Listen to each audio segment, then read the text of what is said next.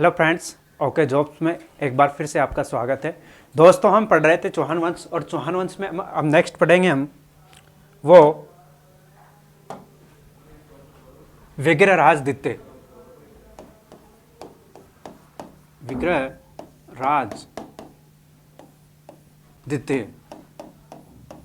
विग्रहराज द्वितीय दोस्तों एक बहुत बड़ा नाम था और विग्रहराज चतुर्थ भी था, एक विग्रहराज द्वितीय था। और ये क्या था दोस्तों, चौहानों का प्रथम चौहान वंश का सबसे प्रतापी शासक जो था, प्रथम प्रतापी शासक था। तो यहाँ पे नोट करते जाइए, चौहान वंश का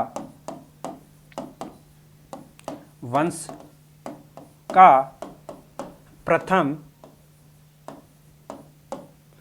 प्रतापी शासक, जो प्रथम सबसे प्रतापी जो शासक आया था चौहान वंश का, वो विग्रहराज द्वितीय ही था। इसके बाद में इसने सबसे पहले इसी ने परम भट्टारक परमेश्वर महाराजाधिराज की उपाधि धारण की थी। महाराजाधिराज परम भट्टारक परमेश्वर एक ही उपाधि है दोस्तों, ये महाराजाधिराज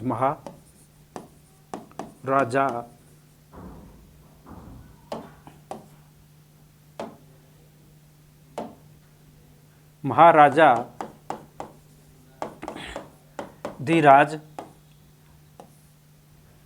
परम भट्टारक परमेश्वर की जो उपाधि सबसे पहले धारण की थी, वो किसने धारण की थी? वो विग्रहराज द्वितीय ने धारण की थी। ठीक है। इसके बाद में दोस्तों यहाँ जो शासक है, इसके बारे में सबसे इंपॉर्टेंट जो चीज थी, इन्होंने चालुक्यों को पराजित किया था। चालुक्य शासक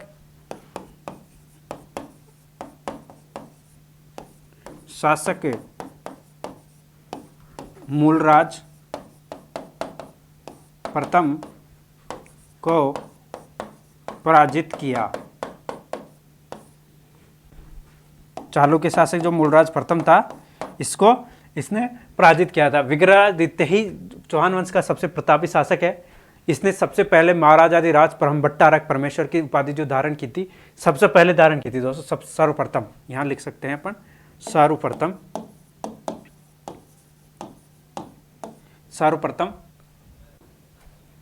की उपाधि जो धारण की गई थी, वो विग्रहराज द्वितीय के द्वारा धारण की गई थी। इसने जो हमने देखा था कि 973 में जो अभिलेख था, वहां पर 973 का जो अभिलेख था हर्षनाथ का, ये इन्होंने ही उत्कीर्ण करवाया था। हर्षनाथ अभिलेख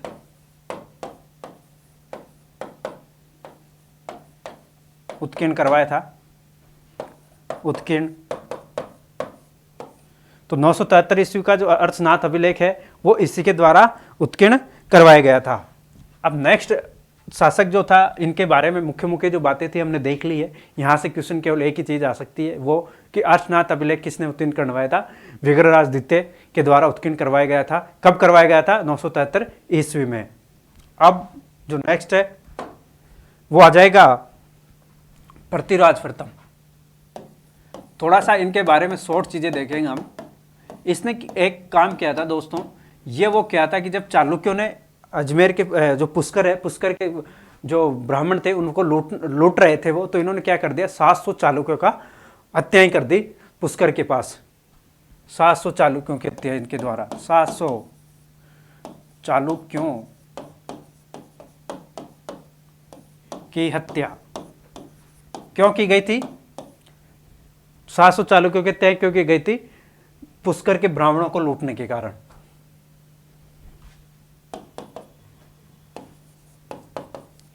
पुष्कर के ब्राह्मणों को लूटने के कारण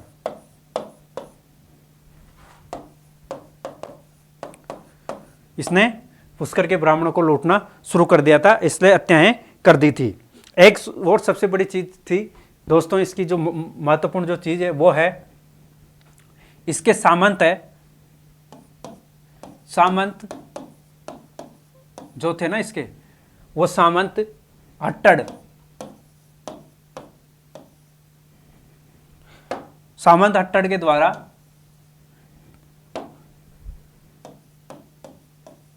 जीण माता का जो मंदिर था ना, इसके जो सामंत पृथ्वीराज प्रथम का जो सामंत था हट्टड़,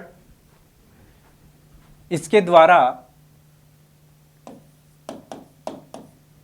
जीण माता मंदिर का निर्माण,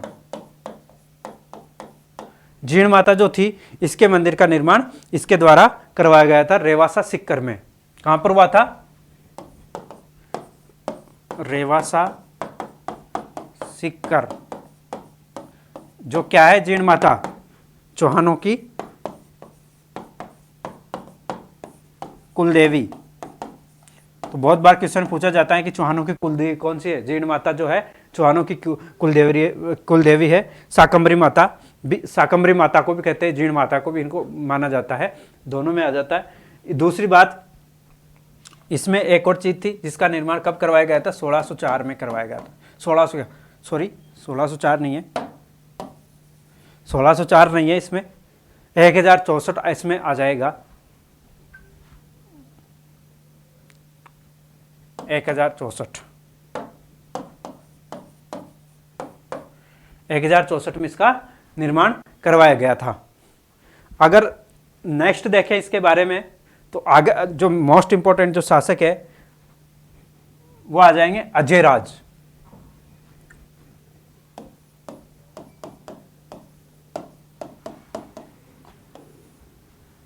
अजयराज चौहान, और इनका जो शासनकाल है वो है 1105 से और 1133 के लगभग ईस्वी। अजयराज चौहान जो है इनका जो शासनकाल है वो 1105 से 1133 ईस्वी के मध्य माना जाता है। दूसरी बात जो है इनके बारे में, इन्होंने अजमेर की स्थापना की थी दोस्तों, अजमेर की स्थापना अजय मेरू नाम से 1113 में, 1113 ईस्वी में अजय मेरू नाम से।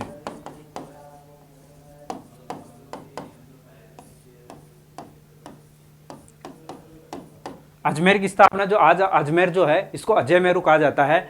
और जब अजय मेरू जो था इसकी स्थापना कब की गई थी? 1113 ईस्वी में। किसके द्वारा की गई थी? अजयराज के द्वारा की गई थी, नाम से की गई थी। और इसको फिर राजधानी भी बनाया। अजय मेरू को इसने क्या बनाया? बाद में राजधानी स्थापना करके।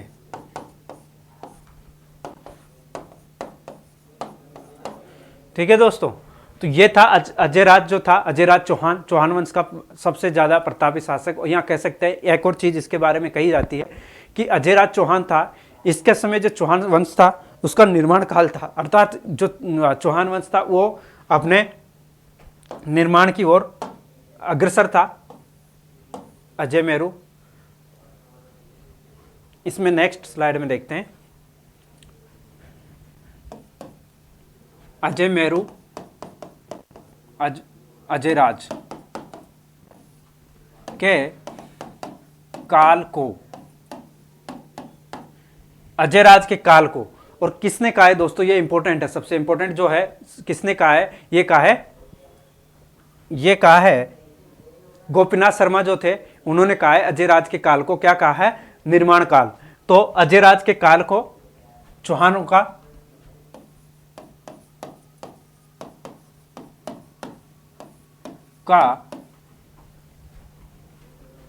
निर्माण काल कहा जाता है।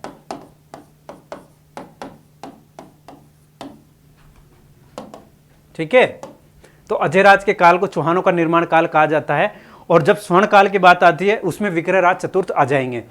अगर अब इसमें आगे नेक्स्ट देखें तो किसने कहा था, ये जो चौहानों का जो निर्माण काल अगर कहते हैं इसको, तो क्यों कहा जाता है और किसने कहा था, तो इसमें जो आ जाएंगे गोपीनाथ शर्मा। और गोपीनाथ शर्मा ये वही है जो दशरथ शर्मा ने जब उनकी उत्पत्ति का सिद्धांत दिया था, जिनका समर्थन किया था गोपीनाथ शर्मा ने, तो वही गोपीनाथ शर्मा है।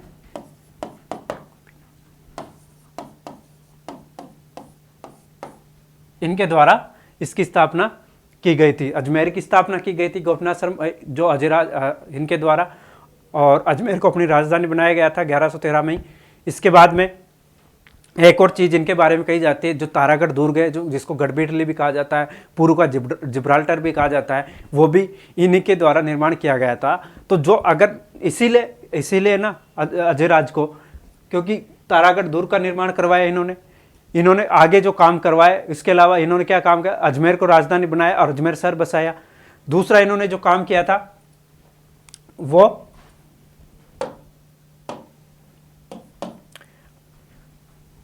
अजमेर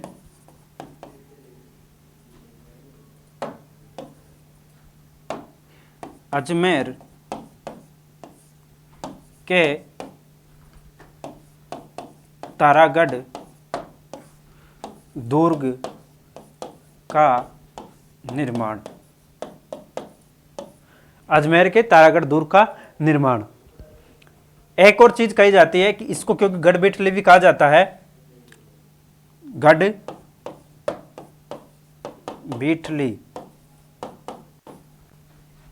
गढ़बिटली क्यों कहा जाता है, विठल देव जो थे ना, शाहजहां के समय जो विठल देव थे, उन्होंने इसको नाम क्या, अपने नाम से क्या रख दिया, गढ़बिटली। गढ़ तो था ही, विठल से बिठली कर दिया इन्होंने। तो शाहजहां के समय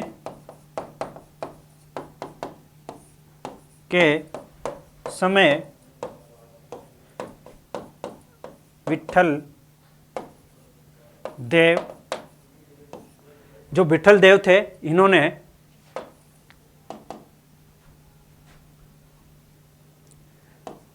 गढ़बिठली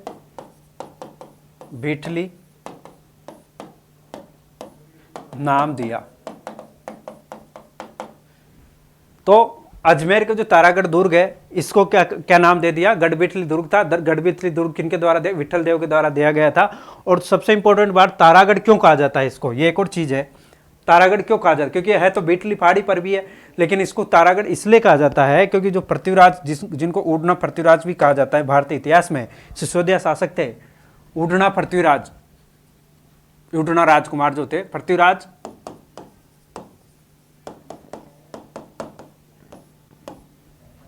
सिसोदिया शासक मेवाड़ का था ये,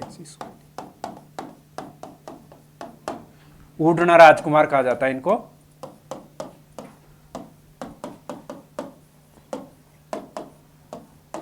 तो पृथ्वीराज सिसोदिया, जिनको उड़ना राजकुमार कहा जाता है, मेवाड़ के सिसोदिया वंश के थे। तो इनकी वजह से, इनकी जो पत्नी थी, क्या नाम था इनकी पत्नी का नाम, तारा। और इन्होंने क्या करवाया, इसका जीर्णोद्धार करवाया। पत्नी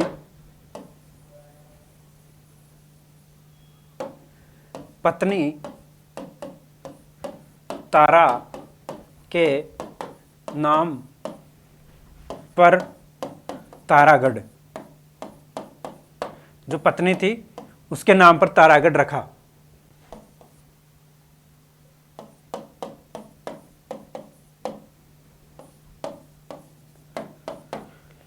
तो पृथ्वीराज सिसोदिया जो उड़ना राजकुमार कहा जाता है, इनकी पत्नी थी तारा, इसके नाम पर, जो तारा थी इसके नाम पर इसका दुर्ग का नाम तारागढ़ दुर्ग रखा गया।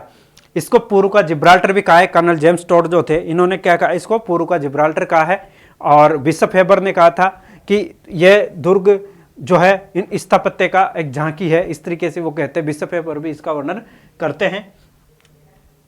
पूर्व का जिब्राल्टर भी कहा जाता है इसको, पूर्व का जिब्राल्टर।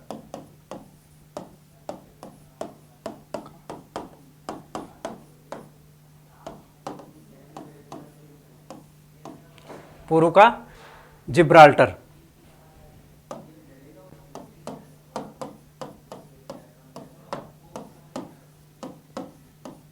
दुर्ग। तो अजयराज चौहान का निर्माण काल में बहुत सारा निर्माण होता है, और निर्माण की वजह से इसको क्या कहा जाता है, इसके पूर्व का जिब्राल्टर कहा जाता है। इसने क्या किया, उज्जैन के परमार शासक जो थे ना,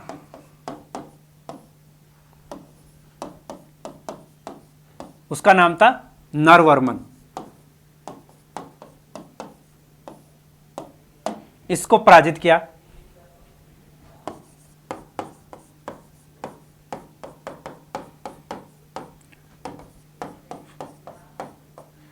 तो उज्जैन का जो शासक कौन था, परमार शासक नरवर्मन, इसको इन्होंने पराजित भी किया। किसने पराजित किया, अजय राज ने। और इसका जो सेनापति था, सेना नायक, सेनापति सुलहन था इसके सेनापति का नाम। किसके सेनापति का नाम, नरवर्मन के सेनापति का नाम जो सुलहन था, उसको घोड़ा पर बांध कर ले आए, घोड़ी पर बांध कर अजमेर लाए। यानी इन्होंने कितने बड़े काम किए। उज्जैन के शासक था, नरवर्मन को पराजित कर दिया, और उसके सेनापति सुलहन जो था, ये सुलहन था, इस सुलहन को यहां से मतलब उठा लाए, घोड़ी पर बांधकर वहीं से, और अजमेर लेकर आ गए। तो ये बहुत बड़े विजेता भी कहा जाता है इनको, इसीलिए इनको ये विजेता कहा जाता है। और इसके द्वारा बहुत सारे और भी चीजें काम की जाती है, जैसे इन्होंने सिक्के भी चलाए थे, और अजय प्रिय और अजय द्रम्य नाम से सिक्के चलाए थे। और रानी नाम, जो इनकी रानी थी सोमवती, जिनको सोमलेखा भी कहा जाता है, सोमलवती भी कहा जाता है, उनके नाम से इन्होंने क्या कराए, इनके नाम से भी सिक्के चलाए थे। तो एक और चीज नोट कर लेते हैं इसमें ही,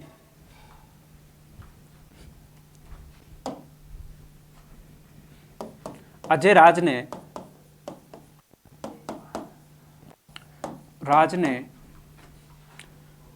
चांदी और तांबे के, चांदी एवं तांबे के सिक्के चलाए, है ना। किसके सिक्के चलाए, तांबे और चांदी दोनों के सिक्के चलाए थे इसने। अजय राज जो था, इसने चांदी के और तांबे के दोनों के सिक्के चलाए थे। और किस नाम से चलाए थे, अजय प्रिय, और दूसरा जो चलाया था अजय द्रम, है ना, अजय द्रम नाम से चला। कुछ सिक्के जो थे, कुछ का मतलब, क्योंकि इनकी वाइफ थी सोमवती, वो नाराज हो गई कि यार आप ही अपने अपने नाम से कर रहे हो हर चीज, तो मेरे नाम से भी तो कुछ चलाओ। तो इन्होंने भाई अपने नाम से, अपनी जो कुछ सिक्के, जो इनकी रानी थी, सिक्के अपनी रानी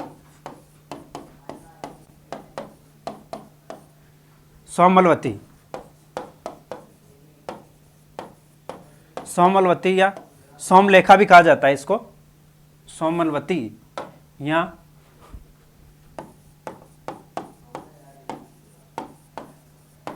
लेखा के भी चलाए। तो दोस्तों इसको आप नोट कर लो, क्योंकि इसमें 4-5 चीजें बहुत इंपॉर्टेंट थे। अजय राज ने किसके सिक्के चलाए, चांदी और तांबे के सिक्के चलाए थे, और किस नाम से सिक्के चलाए थे, दोनों इंपॉर्टेंट है। अजय प्रिय, अजय द्रम नाम से सिक्के इसने चलाए थे। तो अजय प्रिय, अजय द्रम के नाम से इसने सिक्के चलाए थे। और उन सिक्कों पर जो था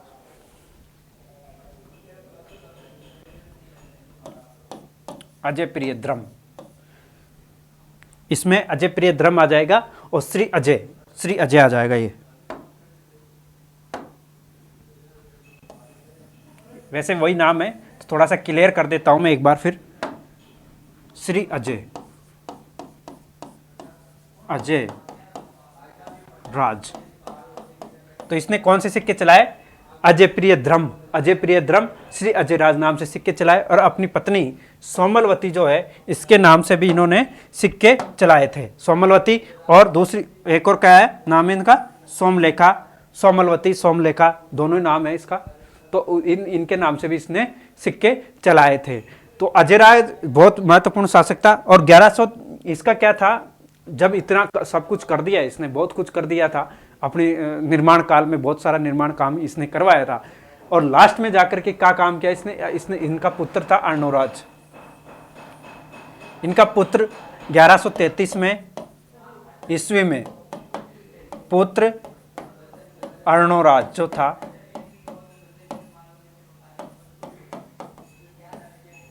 अर्णोराज ने पुत्र अर्णोराज के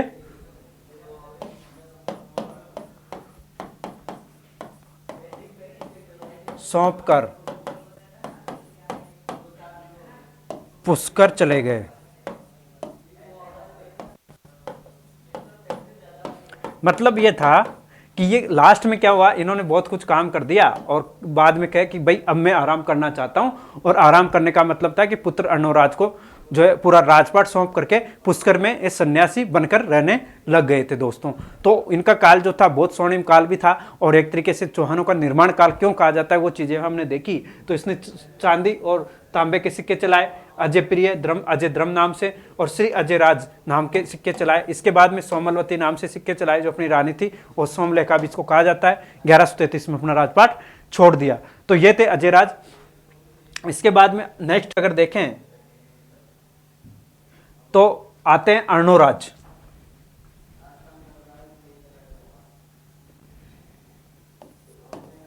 अर्णोराज, इनके बारे में ज्यादा कुछ नहीं है, बस थोड़ा बहुत 2-3 चीजें लिखेंगे हम। वो है, अर्णोराज को आनाजी भी कहा जाता है, इनको आनाजी, अर्णोराज को जो है आनाजी भी कहा जाता है। उपाधि है एक तरीके से, आनाजी उपाधि कह दे सकते हैं। और आना सागर जो झील है ना, इन्होंने क्या करवाया, आना सागर झील का निर्माण। और आना सागर झील क्या है, अजमेर में आना सागर झील का निर्माण। आना जी ने 2-3 काम किए थे, और 2-3 कामों में सबसे पहला जो काम था वो आना सागर झील का निर्माण था। और इसमें एक और चीज जो थी वो था, ये आना सागर झील के किनारे पर दोस्तों आपने एक काम सुना होगा कि यहाँ पे नूरजहां जो थी, और नूरजहां कौन थी, जहांगीर की पत्नी, उसकी माता थी अस्मत बेगम, जिसने इसी झील के किनारे पर, आना सागर झील के किनारे पर नूरजहां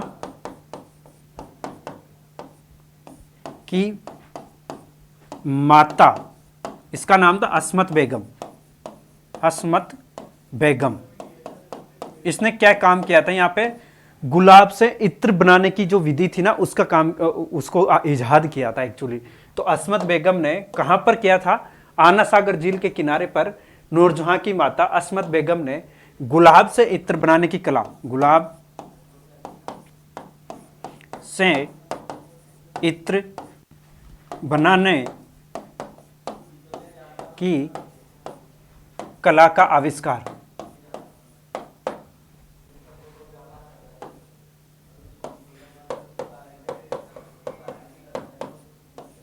किसने किया, नूरजहां की माता ने।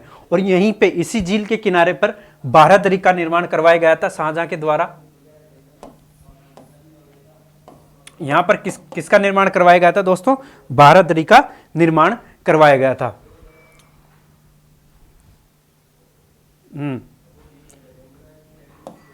बारादरी का निर्माण,